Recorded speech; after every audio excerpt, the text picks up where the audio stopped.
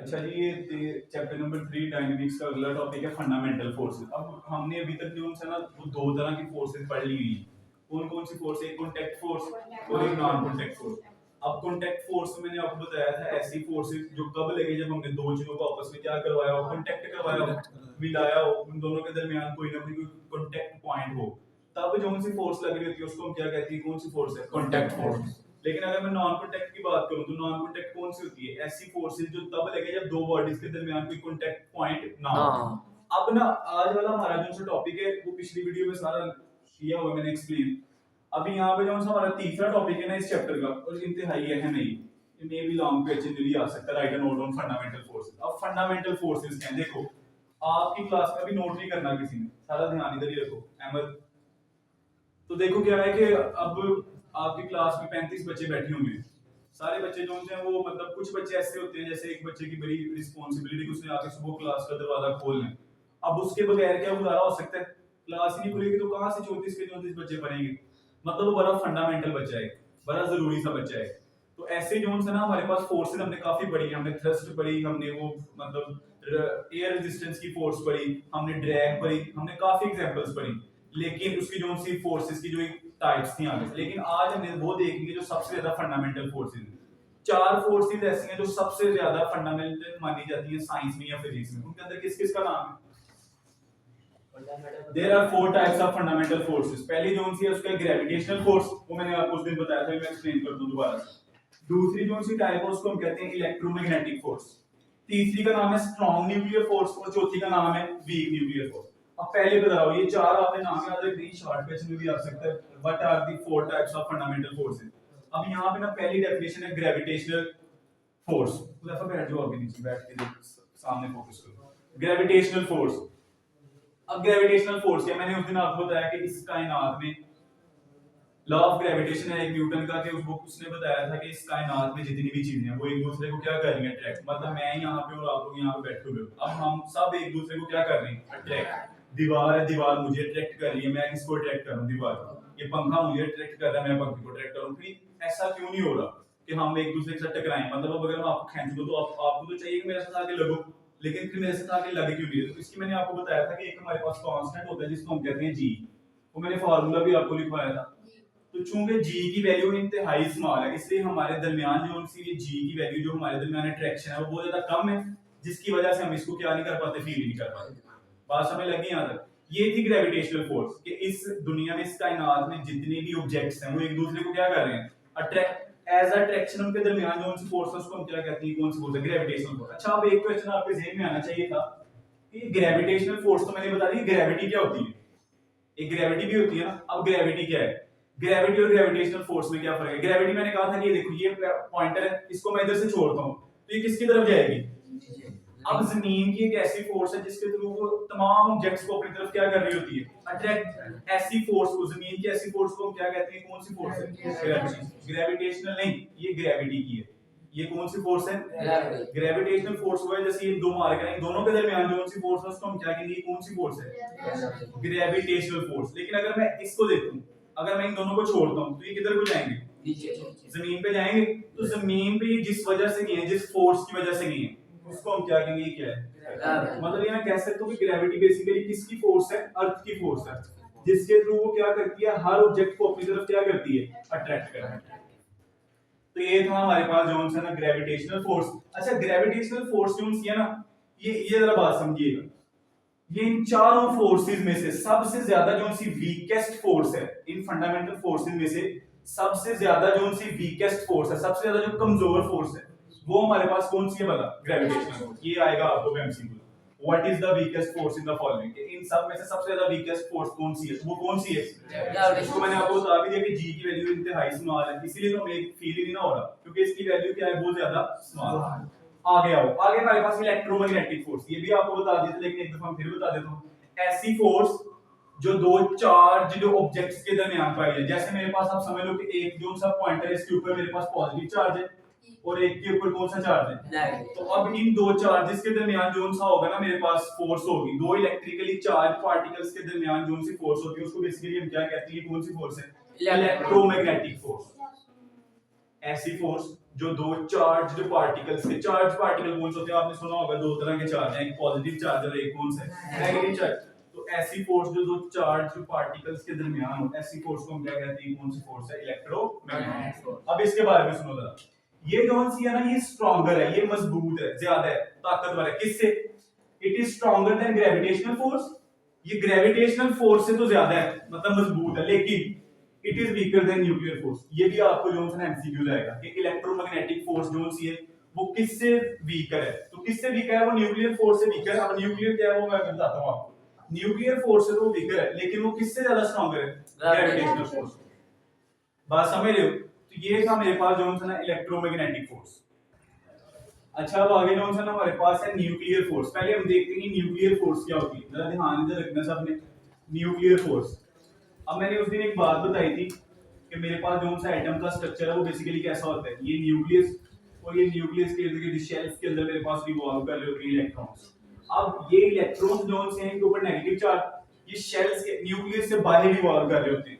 लेकिन दो ऐसी चीज होती है जो न्यूक्लियस के अंदर होती है, उनमें से पहली कौन सी है, प्रोटॉन्स, और एक होती है न्यूट्रॉन्स। अगर आपको थोड़ा सा याद हो तो इनको हमने न्यूक्लियॉन्स भी कहा था, प्रोटॉन्स और न्यूट्रॉन्स।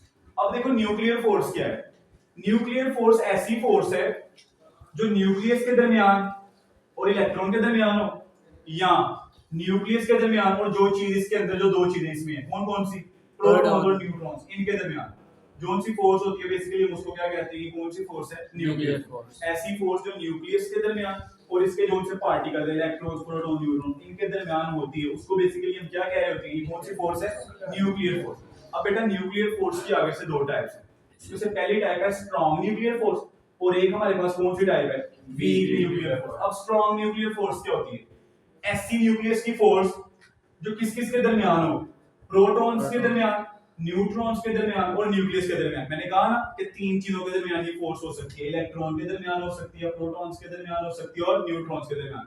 तो न्यूक्लियस के दरमियान और प्रोटॉन्स और न्यूट्रॉन्स के दरमियान जो सी फोर्स होती है, इसको बेसिकली हम क्या कहते हैं, कौन सी फोर्स है, स्ट्रॉन्ग न्यूक्लियर फोर्स। अब देखो ये ऐसे एग्जांपल है, मोबाइल मेरे पास अगर कमरे के अंदर है, मेरे पास है बिल्कुल, अब इसके ऊपर अगर मैंने इसको पकड़ना हो, इसको मैंने थप्पड़ लगाना हो, तो इसको मैं थप्पड़ आसानी से लगा सकूंगा, या एआर वो बाहर बैठा हो उसको मैं आसानी से थप्पड़ लगा सकूंगा, मेरे पास जौन सा बैठा हुआ है इसके ऊपर मैं जरा जोर से जौन सा क्या कर पाऊंगा, फोर्स कशिश रख पाऊंगा, ट्रैक्शन रख पाऊंगा। तो बेसिकली इसीलिए इसको हम स्ट्रॉन्ग न्यूक्लियर फोर्स कहते हैं कि न्यूक्लियस के दरमियान और प्रोटॉन्स और न्यूट्रॉन्स के दरमियान जो हमारे पास फोर्स होती है, इसको हम कहते हैं स्ट्रॉन्ग न्यूक्लियर फोर्स। अब यहाँ पे जरा ये वाला पॉइंट समझिएगा, होल्ड्स न्यूक्लियस, ये न्यूक्लियस को जो है ना होल्ड करके रखती है, कैसे, by holding protons and neutrons in nucleus. इसकी वजह से न्यूक्लियस जो है ना वो स्टेबल रहता है, मतलब न्यूक्लियस आपका गिरता नहीं है, समझ लो डेड नहीं होता, आप अपने समझने के लिए बस कर लो। क्यों, क्योंकि इसके दरमियान क्या पाई जा रही होती है, न्यूक्लियर फोर्स। न्यूक्लियस कैसे स्टेबल होते हैं, क्योंकि इसके अंदर जो से प्रोटॉन्स और न्यूट्रॉन्स होते हैं उनके साथ न्यूक्लियस ने बड़ी अच्छी तरीके से बॉन्डिंग की होती है, और वो उनको क्या करता है, संभाल कर। बस ये आपके पास चीज। अब अगली चीज समझना जरा, short range force with order of 10 raise to power -14 metre. अब इसका क्या मतलब, ये एक शॉर्ट रेंज फोर्स है, मतलब इसका क्या है कि ये ज्यादा जोन सी दूर तक क्या ना वो नहीं लगती, इसकी रेंज जोन से वो बहुत ज्यादा क्या है, शॉर्ट, और इसका ऑर्डर मेरे पास क्या है, कितना, 10 की पावर -14। बस इसकी ज्यादा डीप में नहीं जाना, ये दो नंबर के लिए आएगा शॉर्ट, और अगर आया भी लॉन्ग में तो लॉन्ग में आपने इतना लिख देना। अब ये देखो भाई, हम शॉर्ट इसका काम क्या है, स्ट्रॉन्ग न्यूक्लियर फोर्स का काम क्या है हमारी डेली लाइफ, होता है ना कि डेली लाइफ में ये काम पे काम दे दिए। तो देखो हमने आजकल जो है मेडिसिन की इंडस्ट्री में बहुत ज्यादा तरक्की कर दी हुई है। मेडिसिन में मतलब पहले किसी को बीमारी होती थी वो हमें पता ही नहीं चलती इसको बीमारी क्या है इस बंदे को। अब क्या होता है, हर तरह का हमारे पास इंस्ट्रूमेंट मौजूद है, वो कैमरास बने होते हैं जिनको हम बेसिकली कहते हैं लाइट पाइप। फिजिक्स में 10th में आप पढ़ोगे, लाइट पाइप होते हैं, वो आप अपनी बॉडी के अंदर भेजते हो, आपकी बॉडी में जहां भी मसला होता है वहीं से आपको पता चल जाता है कि इस बंदे को जो है वो यहाँ पे ये मसला है। ये कैसे पॉसिबल हुआ, ये बेसिकली इस चीज की वजह से पॉसिबल हुआ। अब वो कैसे हुआ, वो सारी की सारी एक कहानी है, वो नहीं है आपने करनी, क्योंकि अगर हम उस तरफ निकलेंगे फिर हमसे ये नहीं होगा। बस ये याद रख लो कि न्यूक्लियर फोर्स को समझने में, न्यूक्लियर फोर्स को अमल में ला के हमने किस किस सबसे ज्यादा जो सी तरक्की की है वो किस फील्ड में की है, हमने तरक्की की है मेडिसिन की फील्ड में। और भी है लेकिन हम उस तरफ नहीं जाना। अब आगे देखो, वीक न्यूक्लियर फोर्स। अच्छा ये वीक न्यूक्लियर फोर्स का क्या मतलब है, तो जरा आइएगा इधर, एक हमारे पास चीज होती है न्यूक्लियर रिएक्टर, ये है आपकी इंटरेस्ट वाली चीज, न्यूक्लियर रिएक्टर। मैं डायरेक्ट आता हूं कि जी मेरे पास अहमद जोन्स है ना, अहमद मेरे पास बना रहा है एटम बॉम्ब जोन सा ना वो बना रहे हैं। अब एटम बॉम्ब जोन सा बनता है, ये बनता है यूरेनियम से। बात आप समझिएगा, यूरेनियम से ये बनता है। अब यूरेनियम एक बहुत जोन सा ना वो समझ लो रिएक्टिव जोन सा मटेरियल नहीं, ये वो है। अब कैसे बनता है इसको ना, वैसे इसको इलेक्ट्रिसिटी बनाने में भी इस्तेमाल किया जाता है, जो बिजली आप यूज करते हो, लेकिन मैं डायरेक्ट आता हूँ एटम बॉम्ब, हमने वही बनाया। अब अहमद ने क्या किया, इसको न्यूक्लियर रिएक्टर में डाला, ठीक है, और न्यूक्लियर रिएक्टर में डाल के अहमद ने यूरेनियम को जोन सा ना वो तोड़ा। तोड़ने के लिए मैं एक सुलझा हुआ लफ्ज यहाँ पे लिखूंगा, डिसइंटीग्रेट किया। क्या किया जी? यूरेनियम रिएक्टर, न्यूक्लियर रिएक्टर के अंदर यूरेनियम को जॉन अहमद ने क्या किया, सबसे पहले इसको क्या किया, डिसइंटीग्रेट किया। डिसइंटीग्रेट से क्या होगा, यूरेनियम का जॉन सा न्यूक्लियस है ना, यूरेनियम का न्यूक्लियस बड़ा रिएक्टिव है, वो दो वीक न्यूक्लियर के अंदर क्या हो जाएगा, टूट जाएगा। इससे फिर आगे चल के मजीद प्रोसेसेस होंगे और उसके अंदर आप जो है ना एंड पे जाके कहीं पे आपके पास जो है ना वो एटम बम बनेगा। ये भी मैं इतना डीप में नहीं जाऊंगा, बस यहाँ पे इतना सा आपको बताऊंगा कि देखो न्यूक्लियर रिएक्टर के अंदर क्या हुआ है, मतलब सबसे पहले क्या किया, यूरेनियम को जो है वो डिसइंटीग्रेट करके इसको दो छोटे छोटे न्यूक्लियर के अंदर क्या कर दिया, तोड़ दिया। अब ये सारे का सारा काम कैसे होगा, सबसे पहले इसके दरमियान जो सी न्यूक्लियर फोर्सेस थी ना, उनको हमने क्या करना है, किसी चीज को तोड़ने के लिए उसकी जो सी कुव्वत है उसको क्या करना पड़ता है, कम करना पड़ता है। हम सबसे पहले यहाँ पे न्यूक्लियर फोर्सेस को वीक करेंगे, वीक करके इसका जो सा ये प्रोसेस है तोड़ने वाला ये करेंगे। अब एक बात याद रखिएगा, ये जो तोड़ने वाला प्रोसेस है ना, इसको हम कहते हैं बीटा डीके। क्या कहते हैं, beta decay, B for beta, D for decay, जिसके अंदर यूरेनियम का जो सा न्यूक्लियर है उसको तोड़ के वीकर न्यूक्लियर के अंदर हम क्या करते हैं, डिसइंटीग्रेट करते हैं। डिसइंटीग्रेट का क्या मतलब है, तोड़ना, किसी चीज को तोड़ना। तो ये काम होता है। तो इसका सबसे बड़ा फायदा जो था वो किस फील्ड में, सबसे बड़ा फायदा इसका इलेक्ट्रिक फील्ड, ये आपकी बुक में नहीं है, बस मैं ऐसे ही बता रहा हूं। बिजली बनाने में आपकी जो सी बिजली की मांग है वो पूरी करने के लिए इसका इस्तेमाल किया जाता है, और इसके साथ बेटा आपको इसका यूज मिलता है इसके अंदर ये एटम बम वगैरह बनाने में, न्यूक्लियर चीजें बनाने में आपको वीक न्यूक्लियर फोर्सेस का मिलता है। अब यहाँ पे एक है कि ये जो सी फोर्स है, ये ग्रेविटेशनल फोर्स है तो बहुत स्ट्रांग है, क्योंकि ग्रेविटेशनल फोर्स तो बहुत कम थी, लेकिन ये इलेक्ट्रोमैग्नेटिक से क्या है, बहुत ज्यादा वीक है। मतलब यहाँ पे मैं कह रहा हूँ, पीछे अगर आप थोड़ा सा याद रखो, मैंने कहा जी इलेक्ट्रोमैग्नेटिक वेव जो सी है वो न्यूक्लियर फोर्स से ज्यादा होती है, स्ट्रॉन्गर होती है। यहाँ पे मैं कह रहा हूँ कि वो इससे वीकर होती है, तो बेसिकली वो जिससे ज्यादा होती थी वो स्ट्रॉन्गर न्यूक्लियर फोर्स थी, सही है ना। वो इलेक्ट्रोमैग्नेटिक वेव्स किस न्यूक्लियर फोर्स से कम थी, स्ट्रॉन्गर न्यूक्लियर फोर्स से, लेकिन वो किस न्यूक्लियर फोर्स से ज्यादा होगी, वीक न्यूक्लियर फोर्स। ये आपका इंतहाई एक अहम सवाल है, इसको आपने जरा ध्यान से करना है।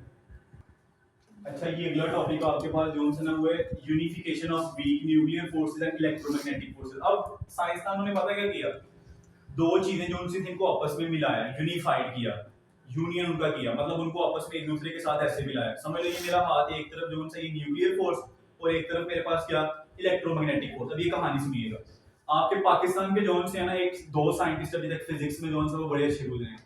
नंबर 1 पे थे डॉक्टर AQ मतलब अब्दुल कदीर खान, जिन्होंने आपका जो सा वो एटम बम को भी बनाने में बड़ा किरदार अदा किया, और एक थे जिनका नाम था डॉक्टर अब्दुल सलाम, ये आपके पाकिस्तान के फिजिक्स के अंदर इनका बड़ा किरदार है। इन ये थे, और इनके दो दोस्त और थे, आई थिंक ये कैम्ब्रिज यूनिवर्सिटी के थे, पक्का नहीं मुझे पता, बट आई थिंक सो कि कैम्ब्रिज के थे। डॉक्टर अब्दुल सलाम, इनके साथ थे शेल्डन ग्लेशो, या ग्लेशो भी पढ़ सकते हो इसको, और तीसरा बंदा था स्टीवन वेबर। ये तीन बंदे थे। 1979 में इन्होंने क्या किया, इन्होंने ये किया कि यार ऐसा करते हैं हम कि ना 1979 तक कंप्लीट हो गया था इनका काम, आई थिंक उससे पहले इन लोगों ने इस पे काम करना शुरू किया। इन्होंने क्या किया, इन्होंने वीक न्यूक्लियर फोर्सेस और इलेक्ट्रोमैग्नेटिक फोर्सेस को आपस में मिलाया, यूनिफाई किया। अब उससे क्या फायदा हुआ इनको, उससे ना आगे चल के एक चीज बनी थी जिसको आजकल कहा जाता है, ये आपकी बुक में नहीं है, जिसको आजकल फिजिक्स में कहा जाता है स्टैंडर्ड मॉडल ऑफ फिजिक्स। उस चीज ने, ये मॉडल बनाने में ना फिजिक्स का सबसे स्टैंडर्ड मॉडल, जिसके अंदर आप देखते हो कि एक ऑब्जेक्ट अगर यहाँ पे खड़ा है ना, इसके अंदर क्या कुछ हो रहा है, इसके अंदर कौन कौन सी फोर्स लग रही है, इसके अंदर जो जो चीजें हो रही है, क्या क्या मिला है इसके अंदर, मतलब एक मार्कर ना एग्जांपल दे रहा हूं बस। स्टैंडर्ड मॉडल ऑफ फिजिक्स इसकी हर एक चीज को एक्सप्लेन कर देते हैं। फिजिक्स भी ऐसा मॉडल है जिसके अंदर ये भी देखा जाएगा कि ये किस किस चीज से बना है, इसके अंदर मैं लिख रहा हूँ कौन सी फोर्स लग रही है, मतलब हर चीज इस मॉडल के अंदर एक्सप्लेन की जाती है। इस यूनिफिकेशन ने उसके अंदर बहुत बड़ा किरदार अदा किया बाद में जाकर। उन्होंने क्या किया, 1979 में तीन दोस्त थे, जिनमें से पहले का नाम था डॉक्टर अब्दुल सलाम, दूसरे का नाम था स्टीवन वेनबर्ग, और तीसरे का नाम था शेल्डन ग्लेशो या ग्लेशो। इन लोगों ने इसको यूनिफाइड किया, और 1979 में क्या हुआ, इनको एक नोबेल प्राइज मिला। और नोबेल प्राइज के बारे में कहा जाता है कि ऐसा प्राइज होता है कि आप लोगों को अक्सर बच्चों को बताता हूँ कि आप लोगों की जो से मतलब 7 नस्लें आपकी जो सी है ना वो बैठ के अगर इतना मतलब उसकी मतलब प्राइज होती है, इतने वो पैसे दिए जाते हैं उसमें कि आप लोगों को जो सा ना वो इतने पैसे की आपकी 7 नस्लें वो खाती हैं बैठ के। तो 1979 में फिजिक्स में डॉक्टर अब्दुल कलाम को मिला था। अभी तक आपके पास जो है ना टोटल 3 मुसलमान हैं जिनको जो सा ये मिल गया हुआ है Nobel prize. Nobel peace prize 2 को मिला हुआ है, लेकिन नोबेल प्राइज जो है ना अगर हम ओवरऑल देखें तो वो 3 है, जिनमें से नोबेल पीस प्राइज तो 2 को मिला था, जिनमें से एक थे इजिप्ट के थे, एक आपके पास थी मलाला यूसुफजई, वो तो पता ही होगा आपको। मलाला यूसुफजई को पीस प्राइज मिला था, लेकिन इनको पीस प्राइज नहीं, इनको नोबेल प्राइज फिजिक्स में मिला था। कब? 1979। इन्होंने क्या किया, इन्होंने ये किया, इन्होंने कहा कि यार देखो हम ऐसा करते हैं वीक न्यूक्लियर फोर्सेस, क्योंकि ये वीकर हैं तो इनको करते हैं, इनको मिलाया इन्होंने इलेक्ट्रोमैग्नेटिक फोर्स के साथ, यूनिफाइड किया। और उसके बाद जाके उस चीज से भी क्या हुआ, उससे भी मेडिसिन वगैरह में बड़ा हेल्प आउट हुआ, लेकिन सबसे बड़ी चीज उसके अंदर क्या थी, स्टैंडर्ड मॉडल ऑफ फिजिक्स आपके पास आ गया। किस वजह से? इनके इस काम की वजह से। तो आपने बस इतना याद रखना है इसके अंदर, यूनिफिकेशन में क्या हुआ था, यूनिफिकेशन नहीं हुआ था कि डॉक्टर अब्दुल कलाम ने अपने 2 दोस्तों के साथ मिलकर क्या किया, ये किया कि उन्होंने वीक न्यूक्लियर फोर्सेस को और उसके साथ इलेक्ट्रोमैग्नेटिक फोर्स को आपस में यूनिफाई किया, मिलाया और उनको एक ही बना दिया। और इसकी मदद से एंड पे जाके हमारे पास एक चीज आई थी जिसको हमने कहा था स्टैंडर्ड मॉडल ऑफ